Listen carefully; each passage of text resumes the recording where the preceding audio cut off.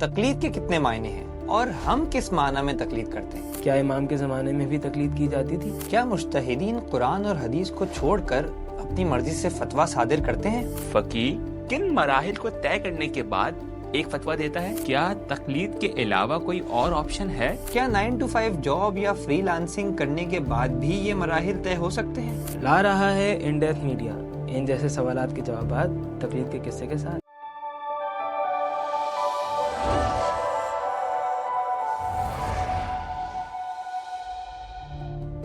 علماء دین ہمارے ہی جیسے انسان اور کتابیں بھی موجود ہیں، اور اللہ نے ہمیں عقل کی نعمت عطا کی ہے، پھر تقلید کی کوئی گنجائش اور منطق بچتی ہے؟ کیوں ہم روایات معصومین علیہ السلام کو چھوڑ دیں اور اپنے جیسے عام انسانوں کی تقلید کریں؟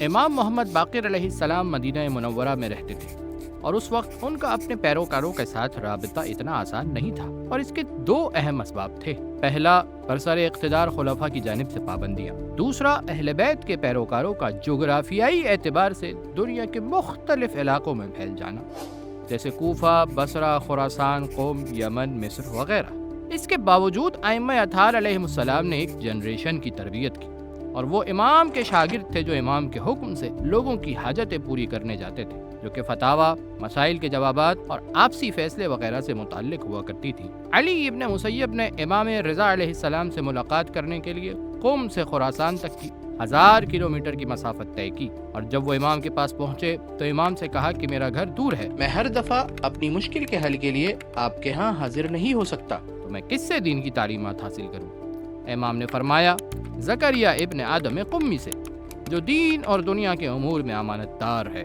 علی ابن مسیب کہتے ہیں کہ جب میں دوبارہ پلٹا تو میں زکریا ابن آدم کے پاس گیا اور ان سے اپنے مسائل دریافت کیے۔ اہل اختصاص یعنی ایکسپرٹ کی طرف رجوع کرنا ایک نیچرل اور فطری عمل ہے۔ اگر ہم اپنے ارد گرد توجہ کریں اور اپنی زندگی کے تمام امور کی طرف نظر دوڑائیں تو ہمیں اپنی زندگی میں 3 قسم کے امور نظر آئیں گے۔ نمبر 1، وہ کام جو ہم بغیر کسی ایکسپرٹ کی رہنمائی کے انجام دے سکتے ہیں، جیسے پانی پینا، پڑھنا، والدہ کو فون کرنا اور ان کی صحت دریافت کرنا۔ نمبر 2، وہ کام جن سے ہم بغیر کسی ایکسپرٹ کے منع کیے ہی دور رہتے ہیں، جیسے زہر کھانا اور ریل کی پٹری پر سو جانا۔ نمبر 3، کچھ ایسے کام ہیں جن کا کرنا یا نہ کرنا واضح نہیں ہوتا، ان کے لیے ضروری ہے کہ ایکسپرٹ کی طرف رجوع کیا جائے، جیسے دوا پینا، گاڑی مرمت کروانا، گھر بنوانا وغیرہ۔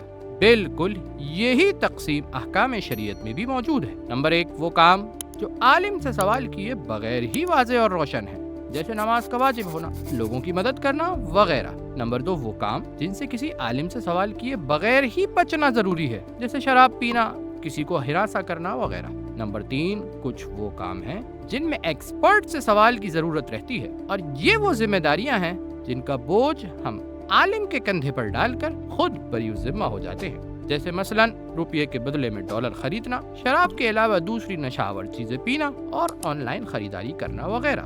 جی ہاں، بالکل اسی طرح جیسے باقی دنیاوی امور میں ایکسپرٹ کی طرف رجوع کیا جاتا ہے۔ امام علیہ السلام کے زمانے میں بھی کچھ ایکسپرٹس تھے جن کی تربیت کی گئی تھی، جو امام اور لوگوں کے درمیان ایک پل کا کام کرتے تھے، جیسے زرارہ ابن اعین، محمد ابن مسلم، برید عجلی اور ابو بصیر کے گراں قدر اصحاب تھے۔ جیسا کہ امام صادق علیہ السلام سے سنا گیا، انہوں نے ان کے بارے میں فرمایا کہ یہ حرام خدا اور حلال خدا پر اللہ کے امین ہیں، اور اگر یہ نہ ہوتے تو نبوت کے آثار منقطع ہوتے اور ختم ہو جاتے۔